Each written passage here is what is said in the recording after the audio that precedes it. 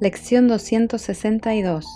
No dejes que hoy perciba diferencias.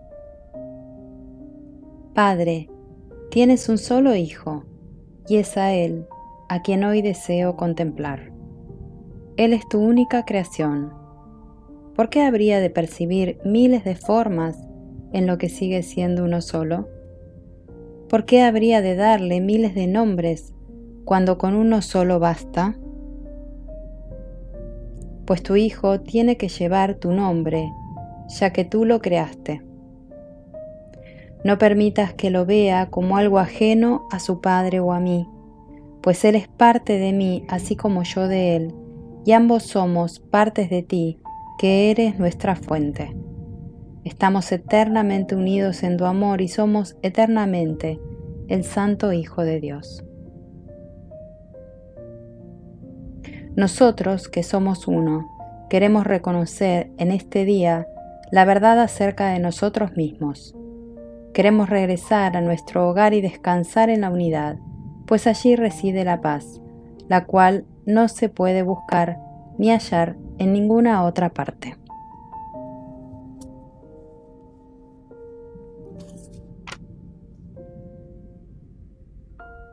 Razón y percepción, capítulo 21.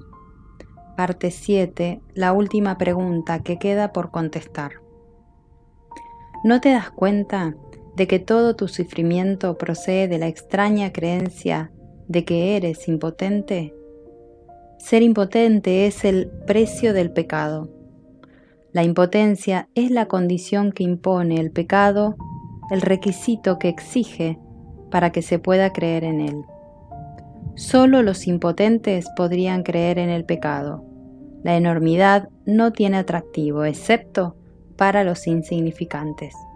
Y solo los que primero creen ser insignificantes podrían sentirse atraídos por ella. Traicionar al Hijo de Dios es la defensa de los que no se identifican con Él. Y tú o estás de su parte o contra Él. O lo amas o lo atacas. O proteges su unidad o lo consideras fragmentado y destruido como consecuencia de tu ataque. Nadie cree que el Hijo de Dios sea impotente, y aquellos que se ven a sí mismos como impotentes deben creer que no son el Hijo de Dios. ¿Qué podría ser entonces sino su enemigo? ¿Y qué podrían hacer sino envidiarle su poder y como consecuencia de su envidia volverse temerosos de dicho poder? Estos son los siniestros, los silenciosos y atemorizados, los que se encuentran solos e incomunicados, y los que temerosos de que el poder del Hijo de Dios los aniquile de un golpe, levantan su impotencia contra Él. Se unen al ejército de los impotentes para librar su guerra de venganza, amargura y rencor contra Él, a fin de que Él se vuelva uno con ellos. Y puesto que no saben que son uno con Él, no saben a quién odian. Son en verdad un ejército lamentable, cada uno de ellos tan capaz de atacar a su hermano o volverse contra sí mismo como de recordar que una vez todos creyeron tener una causa común. Los siniestros dan la impresión de estar frenéticos, de ser vociferantes y fuertes, mas no saben quién es su enemigo, sino solo que lo odian. El odio los ha congregado, pero ellos no se han unido entre sí, pues si lo hubieran hecho, no serían capaces de abrigar odio. El ejército de los impotentes se desbanda en presencia de la fortaleza. Los que son fuertes son incapaces de traicionar, porque no tienen necesidad de tener sueños de poder ni de exteriorizarlos. ¿De qué manera puede actuar un ejército en sueños? De cualquier manera. Podría habérseles atacado a cualquiera con cualquier cosa.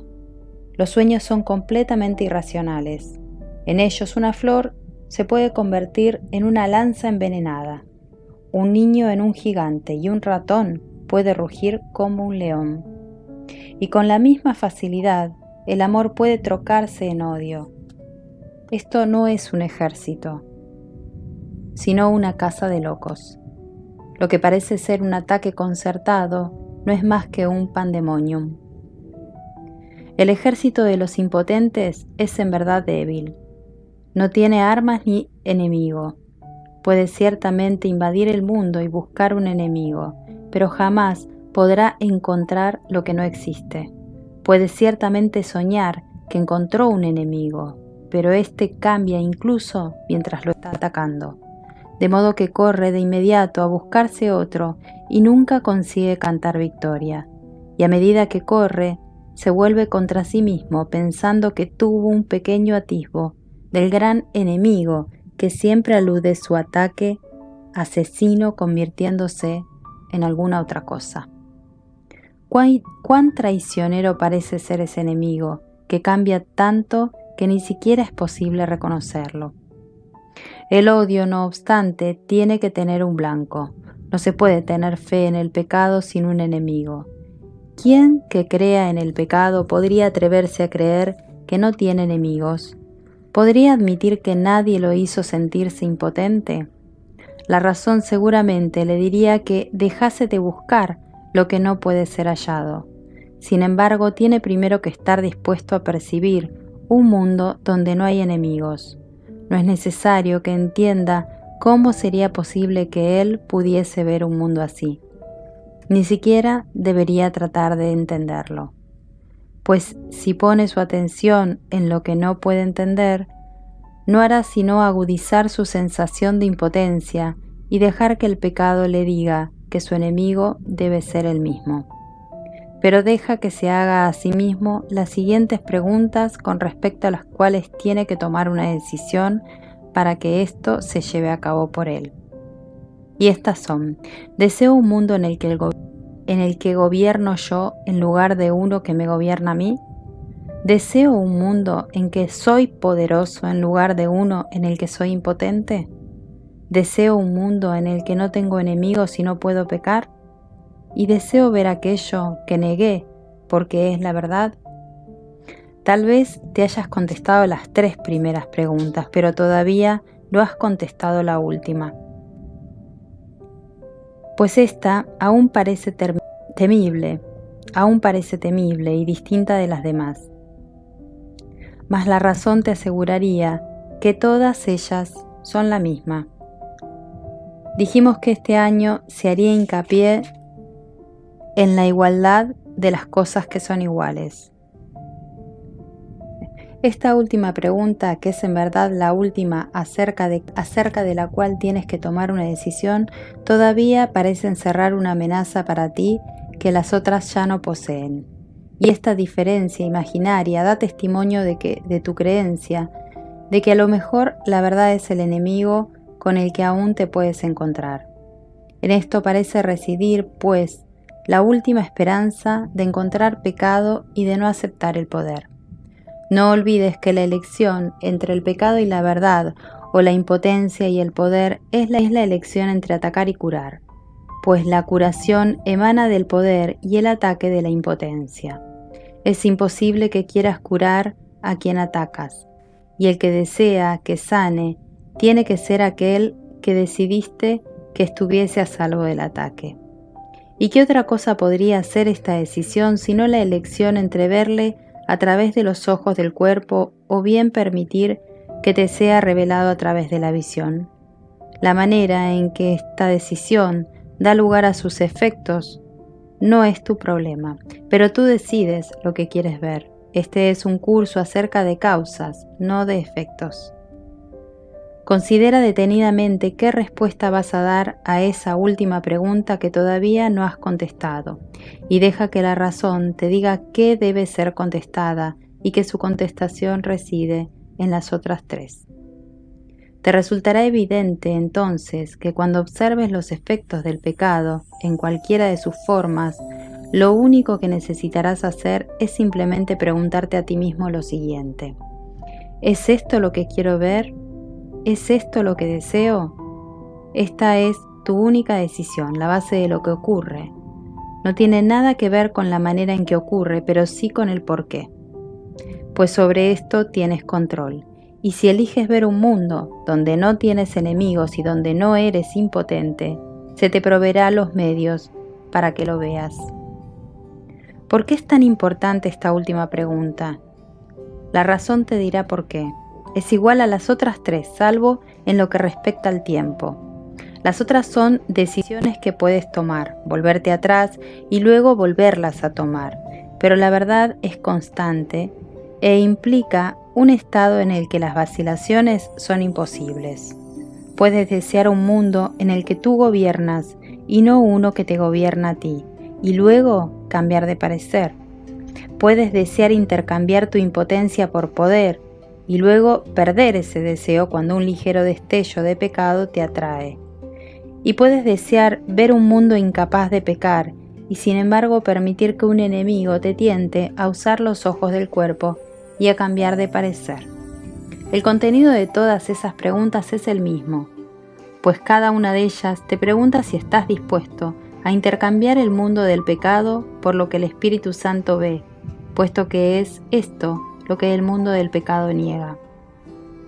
Los que ven el pecado, por lo tanto, están viendo la negación del mundo real. Sin embargo, la última pregunta suma a tu anhelo de querer ver el mundo real el deseo de permanencia, de tal forma que ese deseo se convierta en el único que tengas. Si contestas esta pregunta con un sí, esta última, añades sinceridad a las decisiones que ya has tomado con respecto a las demás, pues solo entonces habrás renunciado a la opción de poder cambiar de parecer nuevamente. Cuando eso deje de interesarte, las otras preguntas quedarán perfectamente contestadas. ¿Por qué crees que no estás seguro de que las otras preguntas hayan sido contestadas? ¿Sería acaso necesario plantearlas con tanta frecuencia si ya se hubieran contestado? Hasta que no se haya tomado la decisión final, la respuesta será a la vez un sí y un no, pues has contestado sí sin darte cuenta de que sí tiene que significar que no has dicho no.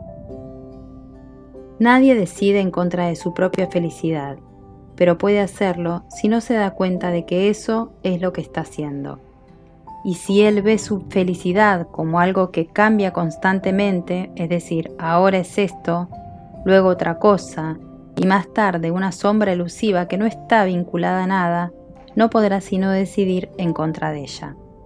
La felicidad elusiva, la que cambia de forma según el tiempo o el lugar, es una ilusión que no significa nada.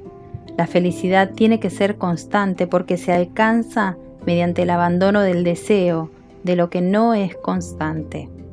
La dicha no se puede percibir excepto a través de una visión constante, y la visión constante solo se le concede a aquellos que desean la constancia. El poder del deseo del Hijo de Dios sigue siendo la prueba de que todo aquel que se considera a sí mismo impotente está equivocado. Desea lo que quieres y eso será lo que contemplarás y creerás que es real. No hay un solo pensamiento que esté desprovisto del poder de liberar o matar, ni ninguno que pueda abandonar la mente del pensador o dejar de tener efectos sobre él.